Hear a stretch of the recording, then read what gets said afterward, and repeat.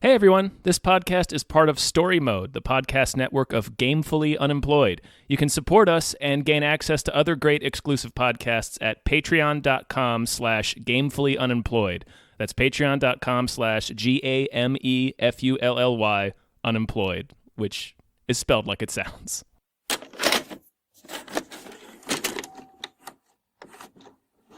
How do you fucking introduce this? I don't even know. Hello, everybody. Hello. Hi. My name is David Bell. My name is Tom Ryman. And my name is the guest, Adam Ganser. Yeah, good job.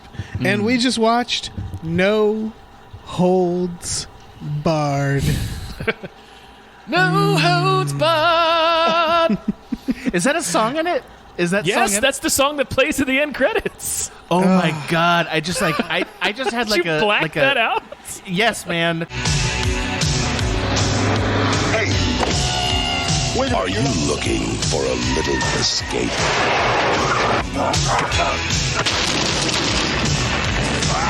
Want to see something? This is sick! You don't see every day. Are you ready for a whole new Hulk Hogan? Hulk Hogan is ripped. I had a fucking dumb seizure at the end of this movie. I just got. Oh yeah, the best kind. Yeah. I had a stupidity attack. It was so goddamn stupid it put me in a coma. It really Adam, did. You dropped some huge news on us yes, right I really before did. we started recording. I leg dropped this conversation right away by admitting I had never seen this before. Oh, yeah. It never seen it. Don't know how. What a huge day for you. Yeah, this is... It's on Amazon Prime right now, so if people listening haven't seen it, they should probably watch it. Mm-hmm. It's a Hulk Hogan movie from '89, I want to say. Yeah, it's a Hulk Hogan movie confusingly made at the end of Hulkamania. Right at it's before Sergeant Slaughter turned Iraqi, so it's not quite the end because that was the great last Renaissance. I really felt like we were nearing the end of it. I don't know. Maybe that's because he looks like he's 50 years old, and Tom, he's your age. It's very upsetting when you realize that. You're like, what the fuck? How old do I look? It's like, man, I don't know. Maybe I lost face age recognition. I've lost it now. I don't know. It's crazy. First bit of information about this film. Its credited writer is Dennis Hacken. Yeah. But if you look up any trivia about this film, the first thing you'll learn is that it was rewritten by Hulk Hogan and Vince McMahon. Yes, obviously. Yeah. Yes. Yes. Obviously. Yeah. You want me to come out with my scorching hottest take? Hit us with the big boot of your most blazing take. I didn't want to Hulk up too early, but it's time to Hulk up already, I guess. Yeah, start wagging that finger at us. This movie... Oh, shit. There's going to be so many wrestling jokes. This movie contains nascent within it, Dave, the two most important Vince McMahon ideas. They are as follows. Number one, Mr. McMahon. The concept of Mr. McMahon is nascent in this script. Right? And that's a part of the Attitude Era, the whole thing. That's number one. Kurt Fuller's character, 100%. Correct. Yes, Mr. McMahon is nascent in Kurt Fuller's character. Okay, go on. Dave, I'm on a freight train. You can't stop it this time. Yeah. Number two. No holds barred. Number two, his other nascent best idea, the XFL, is also in this fucking movie. By which I mean a more extreme version of WWE. Just like XFL is a more extreme version of football. Well, let's talk about the morality of this film because I want to get deep here. Dave? How could we possibly discuss something that doesn't exist? Because Kurt Fuller. Well, no, there is a clear moral set in place in this film. Kurt Fuller plays the villain, and he plays it quite well. He's wonderful in this. He's wonderful in a dumb way. Absolutely great. Oh yeah. I want to point out that he was in this and Ghostbusters 2 in the same month. Oh, wow. Wonderful. Wow. Isn't he also in Wayne's World? Isn't he the bad guy in Wayne's World? Same character, basically? he's a bad guy that becomes a good guy. He's like Rob Lowe's right-hand man. Right. So he wants to get Rip, played by Hulk Hogan, on his network, and Rip is more concerned with being charitable to kids. He's a good guy. He's a family man. He lives in a beautiful cottage for some reason. He lives in a glorious mansion. I want to live there. It's like a cottage mansion. It's like weird, but it looks really cozy. But all right, so the idea is that Kurt Fuller's character brings wrestling to a new low, and in the movie, we're supposed to hate him for it. He's supposed to be bad for it. That's not what happens. No. He creates the Battle of the Tough Guys by going to this bar that's filled with despicable people, an awesome bar. Wonderful bar that I would hang out in. But the idea is Hulk Hogan's hanging out with kids whenever Kurt Fuller shows up. Everybody's scared of him, and Zeus, of course, which I'm sure we'll talk a lot about. Yeah. And Hulk Hogan, the idea is I'm not gonna sink to your level. I'm not gonna fight on your network, which he does. So Kurt Fuller wins. He wins by abducting his brother, putting his brother in traction and abducting his girlfriend. Yes, but Kurt Fuller wins. There are a lot of people just totally complicit in helping Kurt Fuller commit felonies. In this film. It's amazing. There are murders in this. There are murders in this movie. Hulk Hogan murders people. Yes, he does. Yeah. 2 cheers. But hold on, I really want to get to the moral of this because I want to know what this movie was saying. Then get to the moral, Dave. Because Kurt Fuller wins, right? Sort of. I mean, he dies. But he wants Hulk Hogan on his network for the ratings, and he gets that. Hulk Hogan's then kills, spoilers, kills Zeus, and I would argue kills Kurt Fuller. Yes. He murders 2 people on television. And the crowd cheers. Yeah.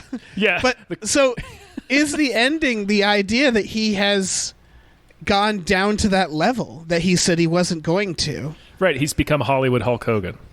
Okay. Oh, God, I wish that's what happened. So is this like the Star Wars prequels? Is this Hulk Hogan turning into, a villain? No, I think what's happening is Hulk Hogan is exposing the fact that he is a villain before the character of Hulk Hogan catches up with that fact. Okay.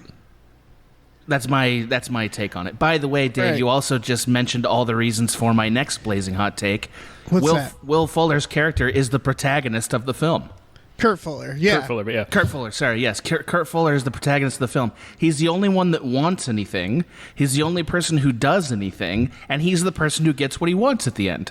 Yeah. He's the protagonist. What he wants. Yeah. No, yeah, you're right. This is like Nightcrawler. This movie is Nightcrawler. It's just a bad person following a bad person's life. That's all it is. And he drags Rip down with him into the darkness. I will never be calling him Rip. I just want you guys to know. I won't be doing that. Hey, his name is Rip. It's Hulk Hogan. No. It's Hulk Hogan. It does that fucking weird ass. What that hands thing? The I love you thing. Swing, the swing or whatever the fuck it is. He has a framed photograph of his brother doing the hand signal. His brother, my God, Randy. Yeah. Oh, Randy! What a little wiener that guy was. Oh, or sorry, a teeny weenie. As they call it in this film. Yeah. Dave, just to defend my decision to call him Hulk Hogan and not Rip.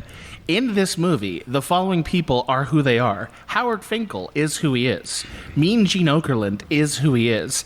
Jesse the Body Ventura wearing what must be a lampshade is who he is. So I do not accept Why? He's full on dressed like a flapper. Why does he have that on? Why is he wearing that? I don't know, man. Because that's just what Jesse did, man. He wore these flamboyant outfits. I have no idea. Okay. I can't figure it out. I've never understood Jesse's character. Let me tell you something, Mean Gene. He's so good, man. Like this movie really revived my appreciation for him because he's such a bad guy announcer. He's just the best at it. Just what a treasure. So, but look, Dave, this is the important thing. If those people are in this universe as themselves, there is absolutely no reason to accept Rip. No. No way. No, that's this just guy's Hulk Hogan. What I seemed to like, how I interpret this world is it's an alternate reality that's only like slightly different. It's like just like an inch or two off. Like it's a real like butterfly flapping its wings situation. Yeah. Where in this world, Hulk Hogan exists, became a wrestler, just went with a different name. That's it. Yes, his name is Rip, but otherwise he's the same guy. Also, in wrestling is real in this universe as well. Yeah, or wrestling's 100% real. Yeah. Yeah, that's really and it's hard. like the biggest thing ever. Well, but that's what's so confusing about it is like, so he has a contract at the start of this movie, which, by the way, never seen a boardroom so unempowered, disempowered by a contract. I've never seen that in my whole life. They're just like, he's such a good guy, and he's in a contract. I don't know. His word is his bond. Here. Yeah. Yeah. Sorry, I'm just not interested. It's like he goes all the way out to Kurt Fuller's office. Yeah. Dressed like a Mortal Kombat character. Yes. Yeah. Yes, that was his business tights. Yeah, that was him tights. going to a meeting. Oh, it's so good. His outfits are Dressed like he was miraculous. going to uppercut a man into a pit of spikes. Yeah. Yeah. Dressed like an during these- American gladiator. Oh, it's my incredible. God. All of his outfits are a miracle. Every one of them is a delicate snowflake of a miracle. My I like favorite is when his brother gets his ass kicked and he wears his morning tights. Yes! Yes. Yes, the black one. I wrote that down. I also liked his evening wear. Oh my God, you look like a televangelist, Dave. Everybody's evening wear. So the character Samantha, also pretty creative choice in evening wear. That whole romantic comedy bit. Oh boy. I guess we'll get to that. I was just to finish that thought. I love that he goes all the way to Kurt Fuller's office to tell him no, he's not interested. And it's like, why the fuck did you go out there? And they have a Shove whole a check in his throat. They spend a good 60 seconds, maybe even more, on the chair that he sits in and how it was taken from Louis XIV. It's a famous chair. Hopefully he doesn't break it, and then they're both afraid that he's going to break it. Why does he sit in it then? What the fuck? He's perched in the chair. You know, like when a big dog tries to sit in your lap, and it's not working, and they don't want to accept that it's not working. It's just legs everywhere. Just holy shit. Also, that chair doesn't break or anything. Like that's a page of script. That's like one page that no one said, "Hey, we don't need that page." Yep, that's right. Vince McMahon and Hulk Hogan both read it. It was like at the pink pages, probably, right? Maybe the green pages. They've seen a few drafts. They're like, let's keep it. Yeah. We can always cut it. No, we got to keep the chair bit, brother. This movie, by the way, shows why Hulk Hogan has not taken off as an actor. He is very bad in this movie. Very bad. He's beyond awful, but I do love the scenes where he's just snarling at people. Like when he pulls the limo driver. Like so he leaves this meeting. Yes. And Kurt Fuller says a limousine full of guys to beat armored, him up. Oh, no, wait, no. Yeah, like he an locks him in the armored limo. limousine. Yeah, and the limo drives him to the place. Well, he beats up the limo from the inside. That's important. Causing it to swerve. He kicks the door so hard that the limo is swerving across the road. He is a superhuman. Couldn't believe it. Even if the Hulk was in there, I'm not sure that's how the physics would work. No, not at all. Not the Hulk Hogan, but like the Hulk. Right, the not Incredible Hulk. Yeah. The Hulk. It was impossible, Dave. If the point you're making is this is impossible, we all agree. Okay. The whole thing was impossible. I just want you to know, I'm so sorry. I just wrote this one note down, and I got to get it read about the pitch, and it was Mr. Burrell makes one hell of a pitch.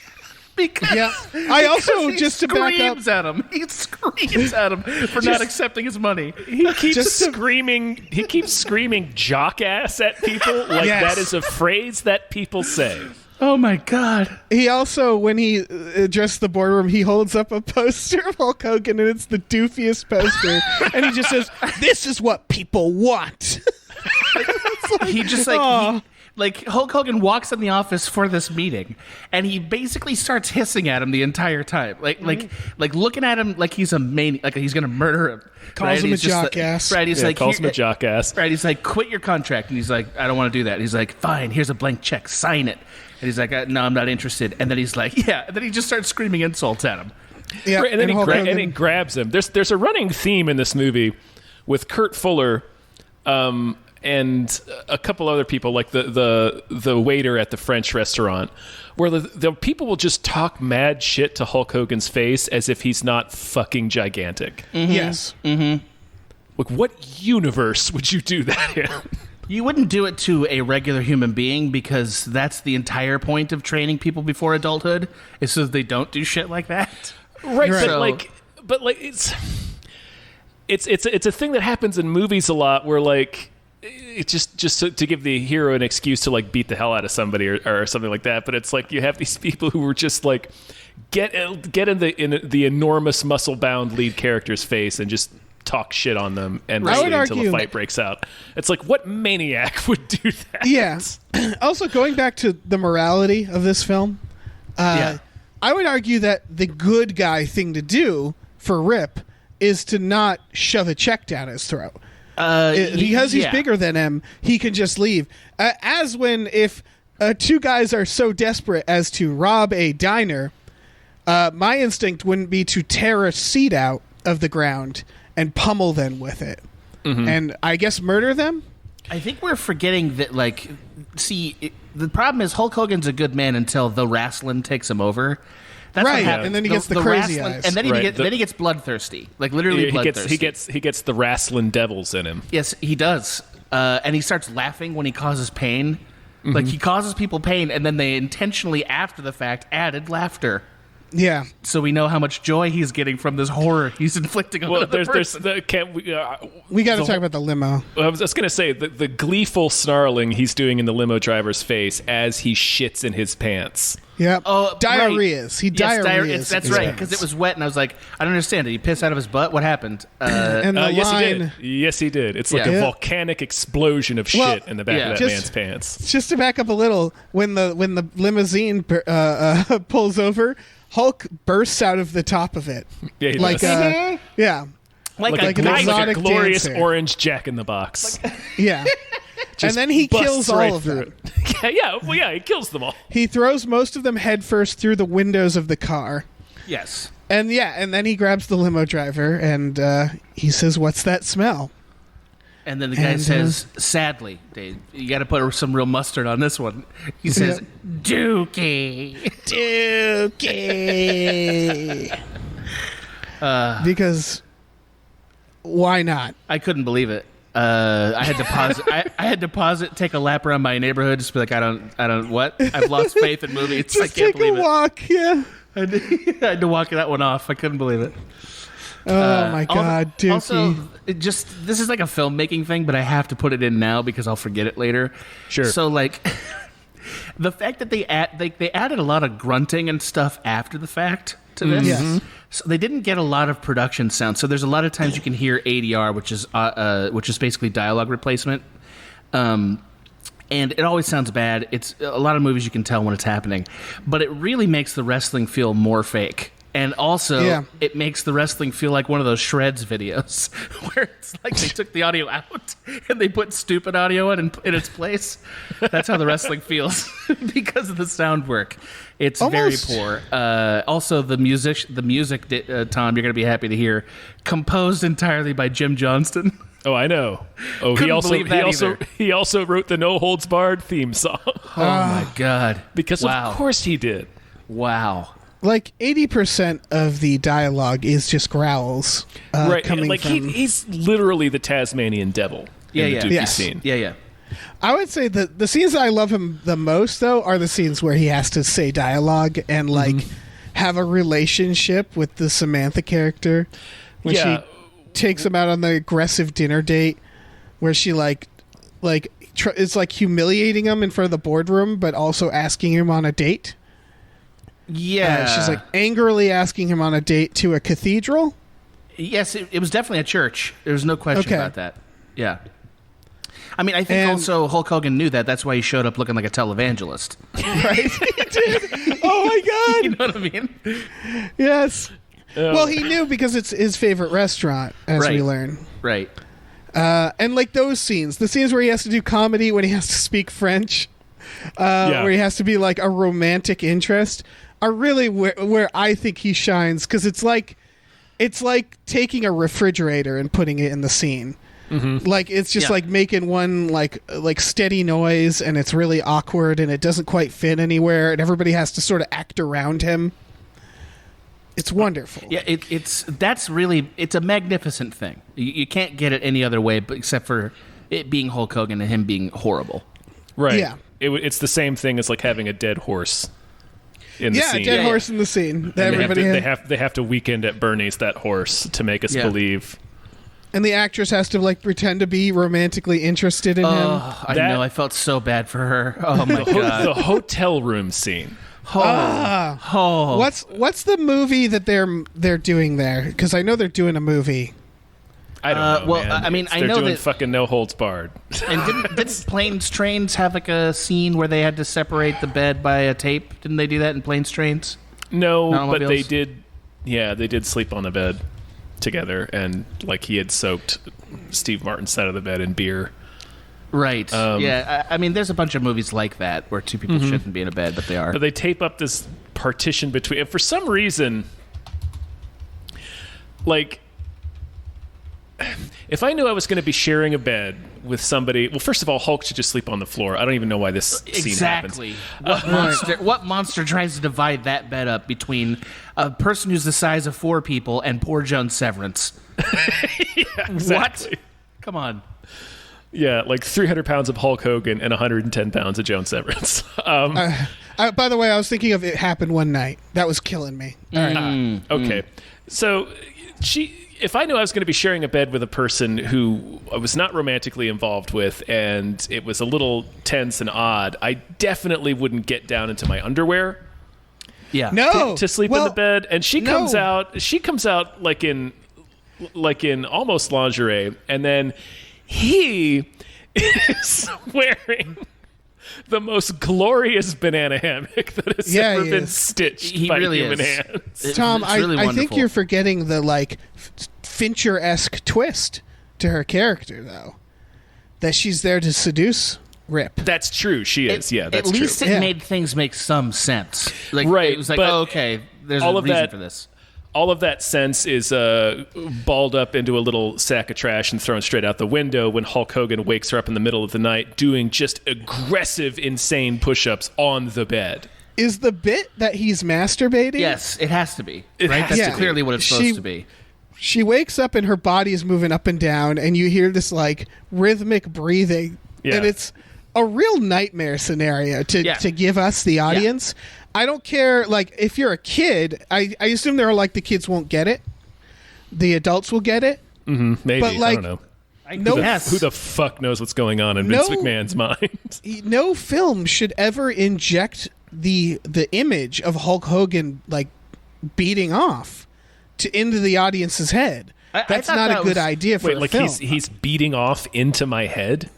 Yeah, beating off into your head. Yeah. And then she looks, and the reveal is that he's doing push-ups on the bed, which also doesn't make sense. No, he's using the bed to put his feet up to make the push-ups harder, I guess. Yeah, it's a higher angle. Yeah, it's a thing, but you wouldn't do it in the middle of the night on a bed that you were sharing with someone. You wouldn't do it at all, because that's insane. What the fuck is that? What the fuck is that? That's my commentary on that. There's also the scene before that where they're brushing teeth and stuff.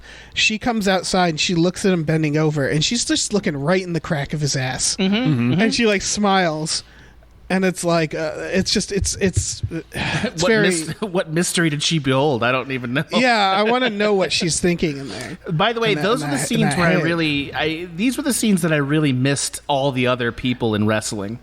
Because they really should have been in this movie. There was no fucking reason, Tom, not one damn good reason why Earthquake couldn't have come into this movie. There's just no reason. Should have been in this movie. Or why isn't Ted DiBiase one of the people in the board? What the fuck are we doing? What a huge missed opportunity. He could have done all the laughs. Oh my God, Tom. Like, Big Boss Man should have been the guy that came out to like try to beat him up. Exactly. We have all these built-in people who already know how to do the thing this is, and instead get the Road Warriors in there. What are you doing? Yeah, let them wear their stupid hockey pad or football pads. I don't give a shit. Let them do it. There's no reason not to put them in the movie. Why wouldn't you do that? They figured that out later with Suburban Commando, and they threw the Undertaker in there with him. But we needed that in this movie. For sure. There's no reason why there is no absolutely fucking good reason why Randy Macho Man Savage could not have been in this fucking movie, especially in the boardroom. Let them all be regular suits and then Randy Macho Man Savage in the room, because why the fuck not? Yeah. It's already bananas. Why the fuck not? Yeah. It's infuriating. Randy Savage should have been the fucking maitre d' at that French restaurant. It would have made just as much sense. Would you like some escargot? Ooh, let me get you some cream. Let me get some cream for that coffee. Cream. Some cream. Let me get the cream. To the top. Put the cream in the coffee. Put the cream in it. Oh, yeah, the cream. God, that video. So sorry, this is changing the subject a little. Sure. I just looked up the actor who played Randy. Yeah. Yes, Mark because I was just like, okay, so yeah, he's like in stuff. Right. He looked familiar. What's he been in? He has been in The Big Lebowski, Mulholland Drive, Capote, amongst like hundreds of other things. What was he in Big Lebowski? He was one of the Treehorn Thugs, so not a big role. Okay. He was in Supernatural as Lucifer. Yeah, he's on Supernatural for several years. Yeah. He's on a lot of TV shows. He has a successful career. He might be the most successful person, maybe Kurt Fuller, I guess. Also, Joan Severance had a pretty big career. That's true. It's not a career that we think of as the star-studded one, but like, right. She was in a bunch of movies. She was kind of an it girl in the Playboy world for a bit, you know. Yeah, but I think like Randy has the most staying power. He's been going for the longest of any of these people. I guess we haven't talked about Tiny Lister, but he has a career. Yeah. I love him. I think he's a great actor. He's been in tons of shit. He was in fucking The Dark Knight. Yeah, Fifth Element. He's the president of Earth. He so is, and he's killing it in that movie. I really like him a lot. I just felt bad watching him in this movie because it just that part was so bad. It's you notice that? Part. Am I correct in saying the only black wrestler is him, and he plays a guy who just got out of prison, and the first thing he does is grab the face of a white woman and throw her into a barrel? Yes. And it's just like, my God, Hulk Hogan. Yep. Or Vince, whoever's responsible I think it's more for Vince. this. I mean, Vince is pretty famous for like. Well, they're both actually pretty famous for at least implied racism in the decision making, and then of course Hulk Hogan had that very famous tape of him saying the N-word. Got leaked. So, I don't trust them with the subject of race. No, why should you? You really shouldn't trust Vince McMahon with anything. No, that's true. I trust him with Mr. McMahon characters. Like I wouldn't have him, but I mean, like not to handle anything. not to handle like actual social issues. Well, it's kind of funny to watch. Like again, so we have to also imagine that the director had Vince McMahon breathing down his neck the whole time, right? I don't even look up who the director is, but we have to assume that Vince Thomas McMahon, Wright. Yeah, sure, but it's Vince McMahon. Let's be honest. Yeah, so he also has a prominent career in television. So go on. Which tells you that this doesn't demonstrate his talent. It's funny to watch Vince McMahon basically try to create a narrative, like a movie narrative, using the same tricks that make wrestling work. Because like the acting and stuff and like the way the beats go are all so narratively simplified and like telegraphed in a carny way that it feels like what a horrible movie, but it works in wrestling. Right. You know what I mean? Like it's just funny to watch how the man can't move out of the medium, you know? Oh yeah. Just a note on the director. The TV series he's directed the most of is Millennium.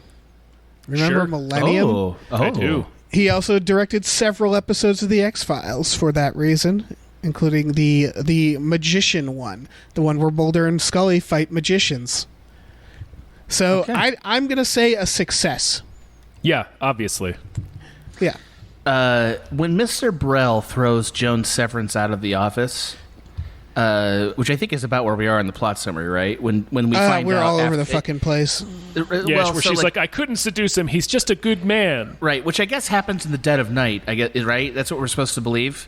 I don't know. I guess that like so. Yeah, she like leaves. She leaves the push-up scene Yeah. To be like, I couldn't. Well, no, he does. He's like, you put up bigger walls than I ever could, and like walks out. Brother. Then he flashes that thumbs up with a ding. Yeah. He puts on a pair of shorts that are only cover slightly more of his ass and balls than his G-string, and then leaves the hotel room. We haven't talked about the bar yet. There's still stuff that we need to backtrack, but we will. I apologize. So when Joan Severance gets thrown out, right, or when she leaves or whatever, Mr. Burrell chases after her, and then like there's a moment when he's so mad that he just sort of hugs the door. It's like he presses his whole body against the door, and it's like, oh, this man loves her too. Like there's a longing there that's unrequited. It's so Kurt good. Fuller knows exactly what he needs to do in this movie. Yeah, no, he knows 100% what movie he's in. Yeah, he knows it better than anybody. He's playing. He elevates this movie, I think. Yeah, because he commits. Like it's like I'm going full into this bit. Yeah, totally commits. And he believes what he's doing. See, now that's the difference between him and Hulk Hogan. Hulk Hogan doesn't have to act at all, and he still kind of can't. You know, because he doesn't really believe it. Like, whereas poor Kurt Fuller has to commit to being the stupidest person in the history of movies. He's incredible, though. And made me respect him when he's making that, like, in the gym, when Zeus's gym, where he's making those videos. Oh, my God. To motivate Zeus, one of the things he says, I wrote it down, was Rip, because all the things he says is Rip said this, Rip doesn't like you, Rip this. Like, it's just him putting words in Rip's mouth on video, and he says, Rip said the maggots would gag on your rotten flesh. It's like, Jesus Christ. Yeah. This is like, these are like ancient insults, you know what I mean? This is like wizardry and shit. That's fucked up. Yeah. I wanted to talk about that bar because that bar is great. Yeah, it's like fuck you, Roadhouse. That's what this movie's saying. Yeah. The character who Kurt Fuller offers money to fight the guy in the ring. He grabs the money, jumps in. I want to track his timeline because he's the brother of the waitress. Yeah. He's having a great fucking time, chewing tobacco, just watching the wrestling. The guy asks him, he says, I'll give you this much money to go fight this guy. He jumps in the ring. He beats the crap out of the guy. And if you watch at the end of the scene, because they know they need to place him in the next scene, he runs off after he beats the crap out of the guy. Right. Mm-hmm. And what we learn, he's running to take a shit. A violent shit. A violent, sweaty, like he's drenched in sweat when he comes out of that stall. Yeah. So like he ran really in the ring. Just that shit is just tearing its way through him. That's a Chaw shit. Like that's like the Chaw drip back in there, and he's like, "This has got to go now." Yeah. Oh yeah. It's he just fought a guy. He mixed up all sorts of stuff in his guts, and he's like, "I got to get this out." Yeah. And he violently shits. Then hears the two guys talking. Comes out of the bathroom, and sticks his face in their dicks. Mm-hmm. And says they have little dicks, and then leaves, and like that's his timeline for the night. He's having a night in that bathroom. Which, by the way, I think that bathroom is legitimately good set design. It looked like Dodger Stadium, like old Dodger Stadium, and it had a dog. There was just a dog in there. Yeah, what? For what purpose? The bathroom attendant. Yeah, that was a great detail for comedy. Like I thought that was legitimately funny. As you go into a shady bathroom and there's just like a dog chained up. Like I thought that was legitimately a good bit with two chains, and it's just like it's there to guard your turds. Like that's turd guard. Yeah, that whole bar I thought was good set design. Everything else was just parking lots in weird neighborhoods, which is why it stuck out. Like to the point that I'm kind of convinced like maybe they borrowed that set. Like it already existed. Yeah, because it was just too good of a set compared to the rest of the movie. The walls looked treated. That's like one thing that sort of distinguishes a movie that's spending a lot of money and time and one that's not. Is like the walls look like they had been treated so that they were old and decrepit and cracked and stuff. And that's what made me think this looks real enough that I believe it. And it doesn't have the wide open feeling that sets often do. Yeah. So I don't know, Dave. It could have been. Set. Yeah, it was really well made. I agree with you. It's also the only time the lighting in this movie is all right, because the lighting is very bad often. Yes, very bad. Who made that scene? Someone else made that scene. I'm convinced of it now. Well, the director was sick that day. It's funny that you bring it up because it's another scene we don't need. Why are we following these two men into the bathroom at all? For comedy. So they get dunked on again, bro. I mean, forgive me. They thought the audience was going to fucking love that. Forgive me, Tom. I apologize. I should have seen that. But, like, just narratively, it's nothing. Like, it's like a fucking Samuel Beckett play or some shit. It's nothing. You know what I mean? It's like long, meandering nothing. Couldn't believe it. Yeah. Yeah, it's just more comedy. Of the carny stuff. Yeah, we gotta make fun of the nerds. Yeah. Speaking of carny stuff, Vince did manage to get a little person in the movie. Did you notice that? Oh yeah, the I noticed it. The guy that's throwing quarters into David Paymer's beer from a sky that cage. Guy also what? Yeah, that guy also. That bar looks awesome, and then that guy specifically, I was like, now this is a guy who has it all figured out, because he's up there just getting drunk, throwing quarters at people, not having to deal with the bullshit below, just enjoying his night. I assume he's not okay. Sorry, this is coming from the assumption that he is in there willingly, right, in the cage. He appears to be. Right, it's not a pirate's gibbet. He's either in there willingly or he's too drunk to care. Yes. Yeah, it doesn't seem painful. It wouldn't be. No, an he's clearly Uncharted enjoying game. himself. Right. Yeah. So I assumed he was an employee. Yeah, that's the real hero. That's his job. Hopefully they're paying him if they're like, yeah, we want you in this cage. Can you just throw quarters at people? Pick a person and pick on him with those quarters. Yeah. That's your job. And he's like, you got it, sir. Yep. That's a good job, actually. No, it's a great job. Yeah, like a side gig? Job. Holy shit, Dave. Yeah. We could do that. Dave, we could do it. 3 nights a week, I just sit in a cage and throw quarters at people. Oh, yeah. I'd look like just awful up there. Oh, yeah. It'd be awful. Yeah. There's definitely that Vince McMahon. Yeah. There's that Vince McMahon exploiting him because he's a little person vibe there. Of course, right. But like the way they portray the character, he's not like, isn't it so weird that I'm here? He's just like having a real chill time. I wonder if that was the actor's choice. Where he was like, look, I'm just going to be chill and like drink beer and like have a good time. Because the extent of Vince McMahon's sense of humor is he's famously, he likes like gross scatological humor. And clearly just the sheer idea of a little person is funny to Vince. Yeah. So just putting a little person out there, he's like, isn't that great? That's a great joke. You haven't seen Living in Oblivion. It's a movie about making a movie, and it has Peter Dinklage in it. And the idea is they're shooting a dream sequence. And he, like, confronts the director at one point, like, so why did you get me for this? Like, it's a good scene of him just being like, you just thought, oh, it's a little person. Oh, it looks fucked up. Let's put it in a dream. And that I feel like that's the same energy here. Yeah, I hope so. Yeah, we weren't asked to laugh at him because he was a little person, at least. Yeah, and I think that was the actor's performance. I think he was like, I'm just going to be a cool guy. Right. And I'm 100% certain. Yeah, right. Vince wrote it thinking we could laugh at him, and then we would just laugh at it on sight. Yeah. Yeah, and he put it in being like, no, I'm going to play this like a real cool guy, just throwing quarters and drinks and drinking beer, throwing quarters at David Paymer. The more he's you like call my him hero.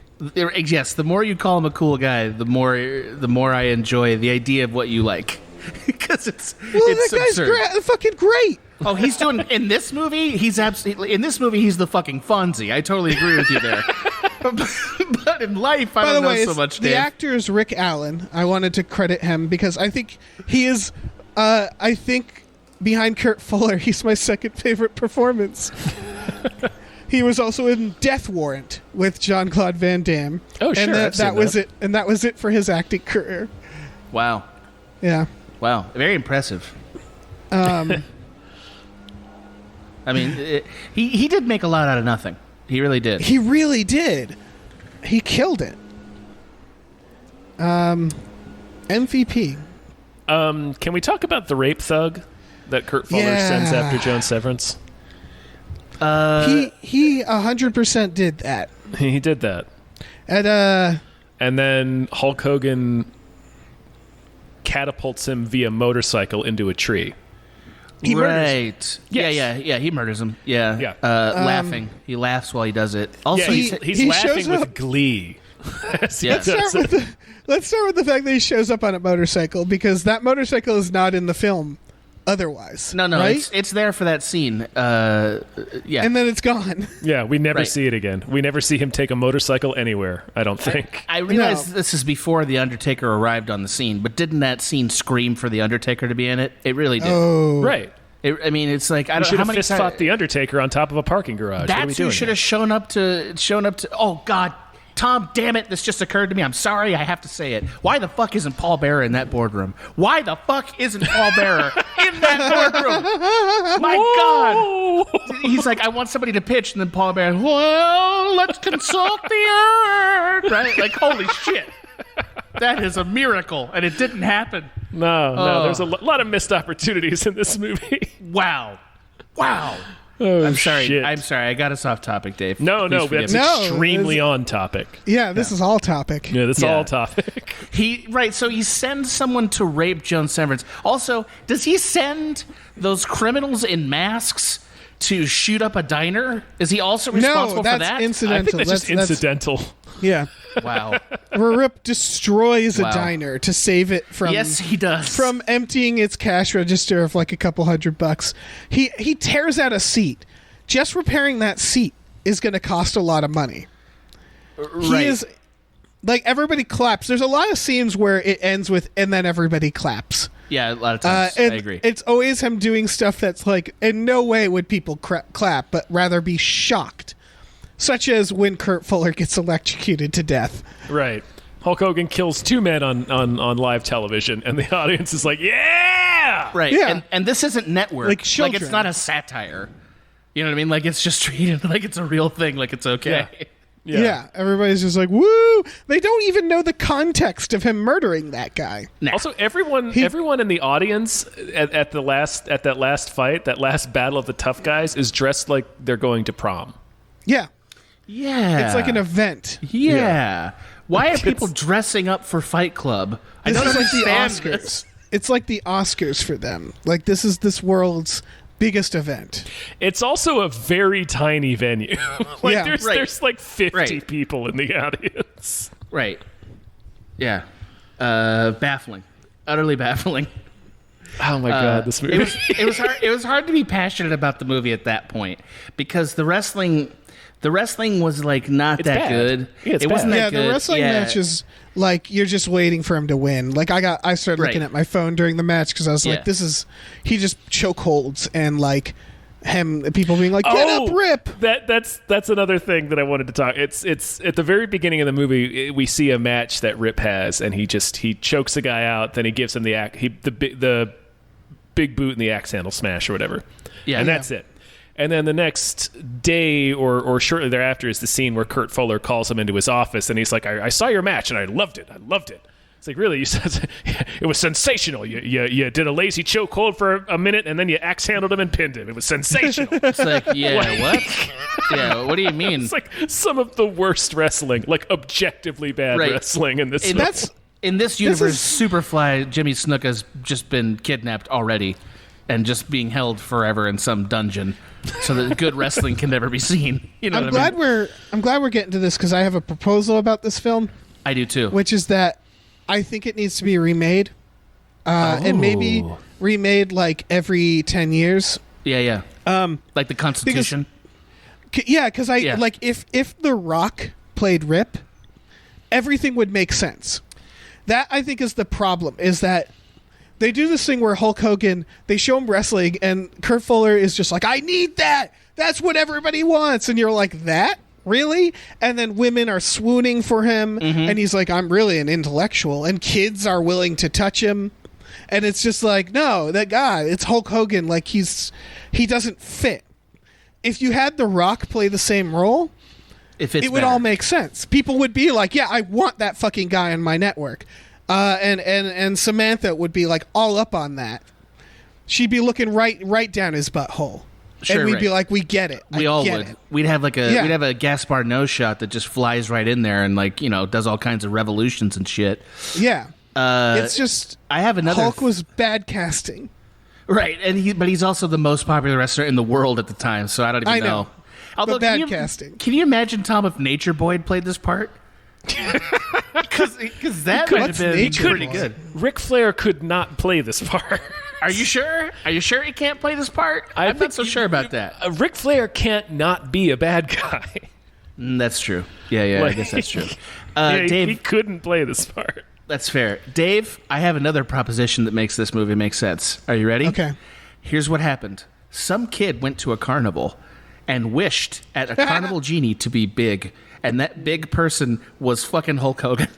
Yep. And the rest of the movie is some child trapped in Hulk Hogan's body, living his fantasy life just like the movie Big. That is my proposition for this movie. Not a joke. I would require a twist where the reality is that whatever that carnival-like thing that he wished on short-circuited, electrocuted him. Yeah. And this is what's happening in his comatose brain in the hospital. Yeah. He's really Randy. He thinks he's Hulk, but he's Randy. See, I actually think that if Hulk Hogan is a child turned older brother, it makes his relationship with Randy make more sense, too. Because, like, as it is now, Hulk Hogan is, let's say, 20 years older than Randy, right? Like, right? How old is Randy, we think? 15? 20? I don't know. It's unclear how old they want us to think he is. He looks like he's between 15 and 20. Wouldn't we agree on that? I think he's supposed to be younger. I legit, I can't tell. Okay, well, Hulk Hogan's nearly 40. So that's, not impossible, but it's got a narrative to it. That's why it's kind of interesting to me to think of a younger brother having bigged his way into a Hulk Hogan body, and Randy was actually the older brother who now doesn't know how to be the younger brother, and it makes their relationship make more sense. Yeah. I'm serious. This occurred to me about a third of the way through the movie. Yeah, why he's more worried about him, and why he is willing to fight Tidy Lister, who choke screams him. Right. Who grabs him and just goes while choking him. Right. Yeah. Why he's so willing to do that? Because this is it makes Hulk Hogan's outfits make sense. It makes Hulk Hogan's emotional whip vacillations of character make more sense. You know what I mean? I'm serious. This is a real theory. Anyway. No, that he's been big. The only thing that doesn't make sense is Samantha's attraction to him, which I guess is faked at first because she's being paid. Mm-hmm. And then she gets to know him and she's like, yeah, he's kind of sweet. I guess that works. And how obsessed the public... Again, it needs to be the fantasy of a dying child. Right, it's definitely a fantasy world. But also, if you think about the movie Big, and I'm sorry to take us down the big road for too long, but if you think that movie's also a pretty... it really stretches credulity, not just because of the premise, which obviously it does, but this kid is basically... he gets a job as a clerk in a fucking... in a toy factory, and then just sort of happens to run into all the people who would be nice to him. And happens to sort of navigate them in this perfect way to become a CEO or a VP of toy design. So you're saying that that's also Big is in the brain of a dying child as well? And but then he wakes up at the end because and goes back to his family who's terrified. He was electrocuted by was electrocuted by the machine. He falls over and then he wakes up. Right. Just for the record, Big is impossible. But an electrocuted child having a fantasy that we watch is very more possible. Yeah. You can, yeah. Oh, yeah.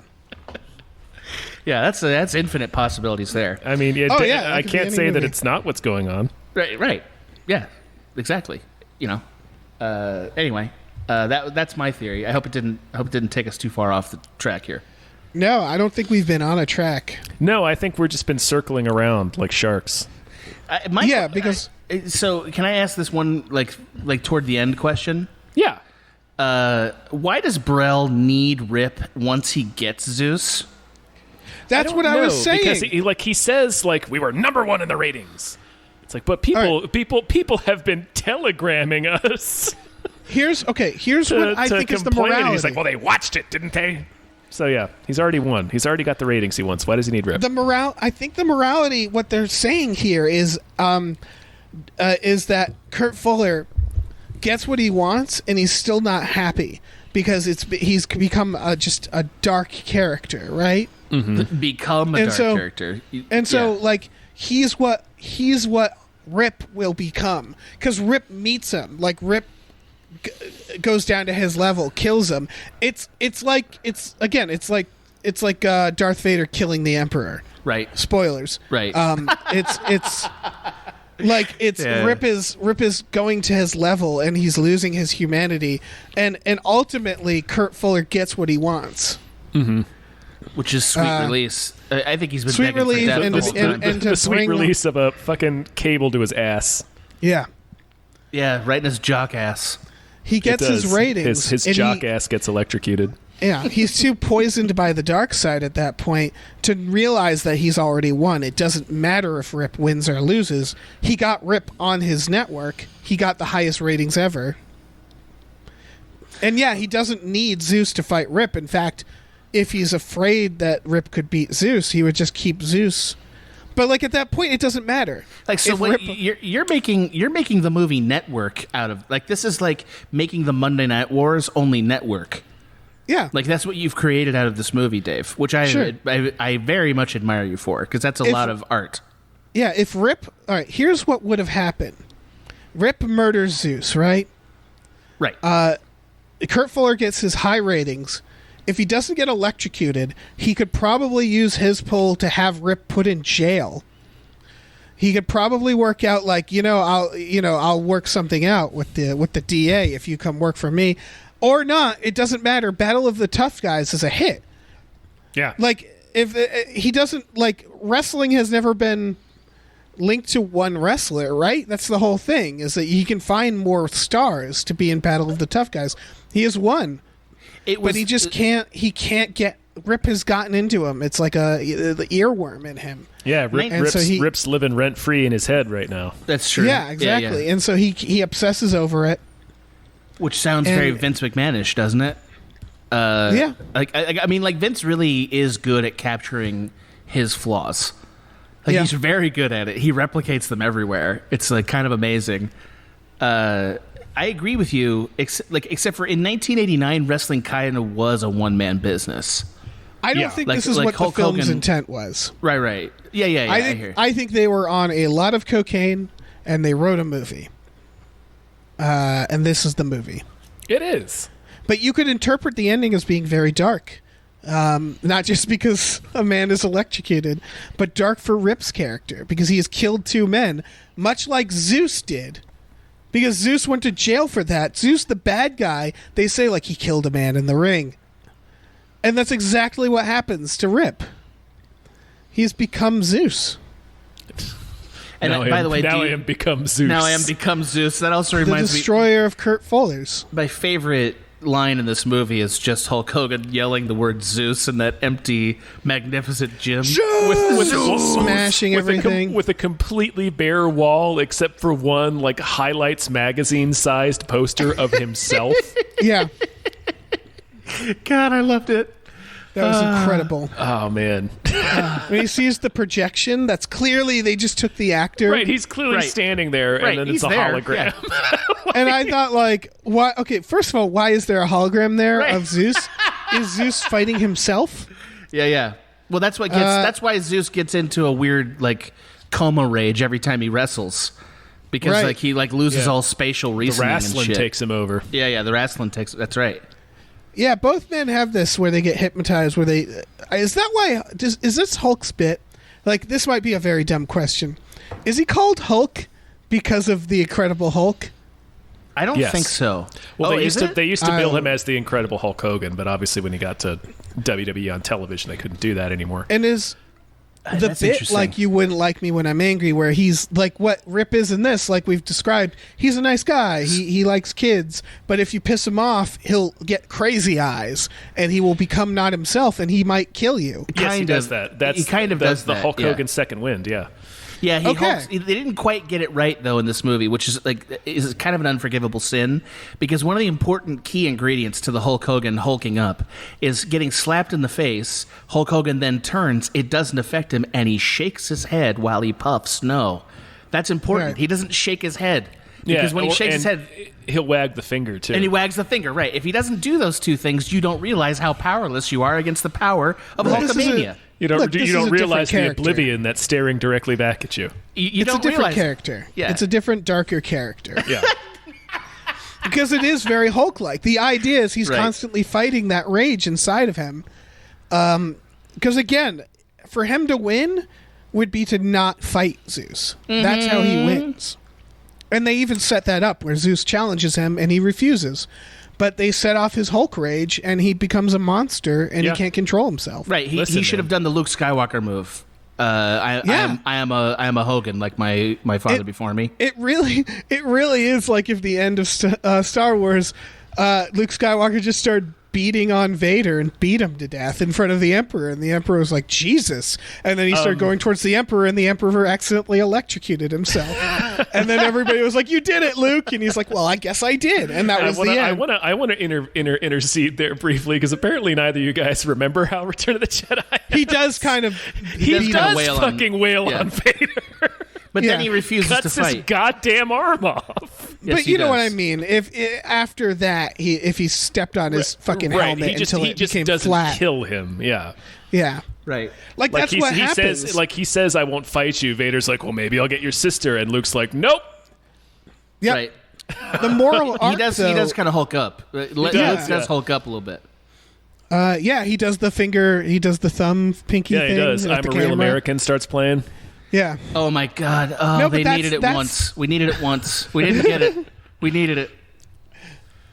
It's just weird that's clearly the arc that he should have when Tiny Lister was, when he was ready to, like, he could kill this guy, he would refuse, walk away, walk out with his family and his friends, and then Kurt Fuller could get so mad that he smashes the thing and electrocutes himself. Right, or like he can still goes kill down Kurt Fuller. Like, why couldn't Kurt Fuller get so mad that he hit Zeus, and Zeus is like, "What the fuck Zeus did you do?" and then kills him. Throws him into a bottomless pit. Right, because by the way, and he goes like screaming all the way down. It's not like Zeus is really super cooperative. Like, my second favorite line of the movie is the moment when Mr. Brell has fucking Randy, right, Rip's brother, and he goes to Zeus and goes, "Guess who this is?" And Zeus is like, "I don't guess." Like, why? Yeah. Try a guess. Why don't you guess, Zeus? Yes, and the bit, you fucking asshole. But he doesn't. He says, he doesn't. Zeus refuses. He's like, I am not playing this game. Right. It would have been satisfying to watch Zeus destroy Brell, right? That would have been cool. Yeah, that would have been. That makes more sense. It makes more sense. It would have been the more narratively satisfying thing to have happen, because it's like, you are essentially destroyed by your own hubris. Yeah, but I think the problem is, of course, they don't want to tell a story. Hulk Hogan just wants to win as his character. Every scene, he always wins the scene. He does, yeah. I think they feel like the main goal here is to sell wrestling tickets, not necessarily movie tickets. You know what I mean? Right. Like this is a way of getting... They paired it up. Zeus was briefly in the WWE during this period. Oh, that's amazing. And they definitely did a match and sold it as a pay-per-view that matched... for sure. Combined the match with this movie. Wouldn't that be better then if he didn't finish Zeus off? And it makes the match mean more. You'd in the think. Wrestling. It's true. It's also extremely telling that Tom Lister left immediately after. Like, he did not continue with WWE. He's like, all right, that's enough of this. It's just bad storytelling. When he's smashing the gym up, that's supposed to be the third act, the low point. Yeah. Where the Hulk, where they're literally watching on security cameras and laughing at him. And you're supposed to be like, oh, I want the Hulk to win so bad. And then he picks up like a bar. The bar, yeah. Like, yeah. He throws it at the security camera, and they cut to like David Paymer and Kurt Fuller like jumping and being like, ah! And so he wins the scene. They still have to make him win the scene. And then Hulk like laughs like he saw it happen. Yeah. Like he saw them react in the other scene. It's that instinct that I think like really, really hurts this movie. I think this movie would have been amazing otherwise, you know? Would have been a real, maybe we should real A+. Maybe we should You should tell the word amazing back a little bit. I think we need to stop. I think we need to stop there. If you without Paul Bearer, this is not an A+. That's impossible. Okay. Paul Bearer is the only way to an A+. And through the power of the urn, Dave. If somehow they could have gotten to the Battle of the Tough Guys, and Hulk Hogan's like, all right, who's next, brother? And somehow, in 1989, you hear that glass shatter. Oh, my God. Like, I know that time travel's not real, but can a guy hope? For fuck's sake. God, Stone Cold comes out at the end. Oh, my God. Tom, I know you were saving it just to piss me off, and you did it. Damn it. Obviously, Stone Cold's the answer. Why didn't we think of it till now? And that would have teased a sequel. Actually, honestly, imagine there's some fucking... Okay, I know this is stupid. I don't give a shit. Imagine there's some fucking new Die Hard, and, like, it's got The Rock in it, and then, like, you don't know who the villain is, and then suddenly the chair spins or whatever the fuck, and it's Stone Cold. I think it would literally have to be he kicks through a window or something. You have to have a glass shatter. In that movie immediately. You are in that theater waiting until fucking COVID's over, till the whole goddamn thing blows over just to see that movie. We all are. Oh my God! Cast Stone Cold as the villain in the next Hobbs and Shaw movie. For the love of God, he can do it. For the love of God, he can do it. Let him do it. Oh my God! He's gonna stomp a mud hole in your fucking ticket returns. Damn it! Have him stunner somebody off a skyscraper. Who gives a shit? It's Fast and Furious. Have him flip a nitrous switch on his neck and then he stuns a guy and he flies over a mountain or something. Come on. Oh man, if you're gonna be stupid, just go all the way. Yeah. What are we acting on? What are we standing on ceremony here? Like, let's drop the pretense. Exactly. That's what makes me mad about this. They didn't go far enough with it. Why the fuck can't Tugboat and Earthquake get in there and do some double clotheslines? Of course that could happen. Right? Yeah, get the natural disasters in there. Oh, yeah, that's something to be afraid of. That's two tough guys, I would argue. You know what I mean? Like, it's just stupid. We have all, like, why can't Sting be in it? Fuck it. Let him be in it. Fuck it. Put the Bushwhackers in there. I don't care. Let them lick some heads. I'm all in for this. But they're trying to tell a story about Rip. Okay, and I know that, Dave. And I'm honestly not being a jackass for jokes right now. I'm really not. It's Rip's journey. There's so many parts here that could have been known wrestlers, though. There are wrestlers, right, playing the tough guys and Battle of the Tough Guys, but they're not known wrestlers. They're not the good ones. Get Ted DiBiase in there. Get Jake the fucking Snake in there. Get the Earthquake in there. Get them all in there. Like, you know what I mean? Like why? What are we fucking around here for? It's a WWE movie. Jake should have been the villain. Who's Lug Wrench Perkins? Do you guys remember Lug Wrench in this? No. Because that's the best name I see. It's played by Jeep Swenson, who also played Bane in Batman and Robin. Yeah. Oh, that's pretty tight. He's the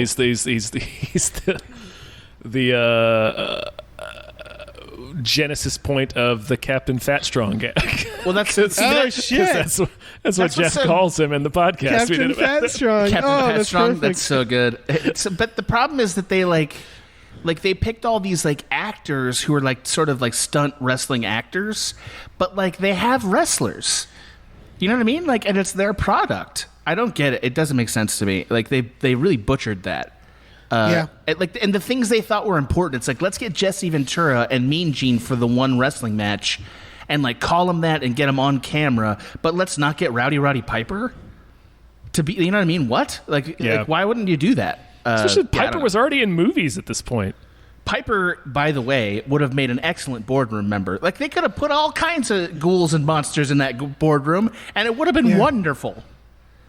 Fucking Mouth of the South? Can you imagine him giving the fucking contract answer? Oh, my God. With a megaphone? I love the idea of fucking Kurt Fuller, like, talking down to them, and them all, like, just, like flinching at him and stuff like that, and being like, Bobby the Brain Heenan having to deal with that urinal.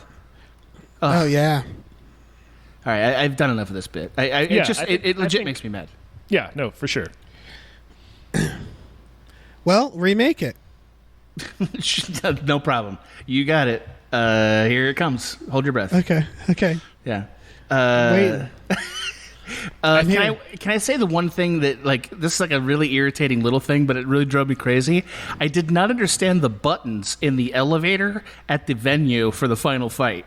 They kept pushing buttons, and it kept saying that it went to like 4 different floors, each of the buttons. Yeah, that was weird. Did that bother you? That too. It was driving me crazy. Well, it was like, my what? guess. Oh no, here's my guess: is they do that when, like, it's the arena, and the arena takes up those floors. Oh, so, maybe, but that makes sense. That's my guess. Is that still only looks like 1 floor to me? But yeah. Oh wait, no, it could be 2 floors. It could conceivably be 2 floors. Yeah, I assume the idea was because the arena's so tall, it takes up multiple floors, and the way building numbering works is that they can't just make that floor 1 and floor 2.